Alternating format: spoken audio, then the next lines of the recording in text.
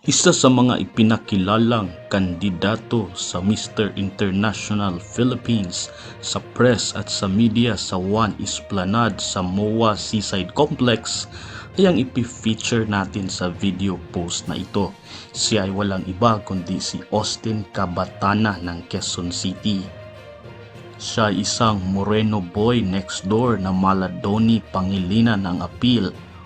Austin is 24 years old and stands 6 feet and 3 inches. Siya ay taga Angeles City, Pampanga at miyembro ng Professional Models Association of the Philippines o PMAP and currently taking up his second degree at De La Salle St. Benilde. Siya ay lumalabas na rin sa TV bilang isang aktor bagkus siya ay under Viva Artist Agency. Ang kanyang birthday ay September 19, 1998.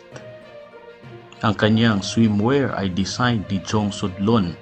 May kabuuang 55 candidates ang bubuo sa huling listahan ng mga kandidato. Ilang local na prangkisa ang nakatandang pumili pa ng kanilang mga kinatawan sa darating na Mayo at Hunyo. Ang Grand Finals ng Mr. International Philippines ay sa June 28, 2023.